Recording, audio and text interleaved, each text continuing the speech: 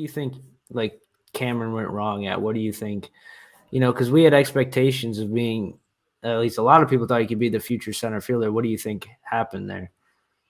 Yeah, I don't know entirely. He definitely showed flashes of just about all five tools, and there were times when I saw him in the minors when he looked like he was completely locked in and he was hitting the ball.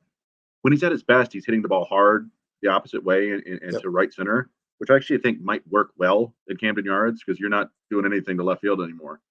Um, but there are also a couple funny stories we have. Raj and I went down there a couple years ago when Doug Minkiewicz was still the coach, and I was after the game and I asked Minkiewicz about Daz Cameron, and Minkiewicz did not mince words. He was like, "These guys are in for a real awakening when they get to the major leagues."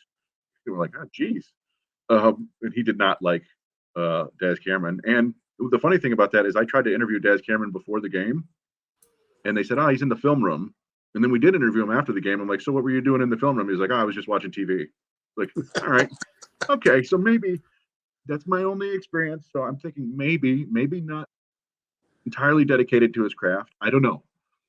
It was the end of a long, awful AAA season, so I wouldn't blame him if he's in there watching, whatever Star Wars movie was out at the point. But yeah, and sometimes guys just need another shot.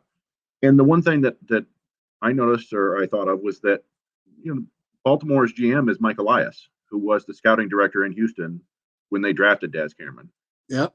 So there may be something there that he still thinks you can unlock in Daz Cameron, and make him useful.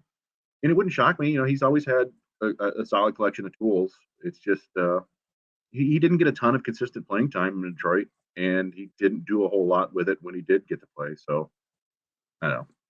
We'll see. I'm not expecting a ton, but who knows? Maybe he goes full Paredes.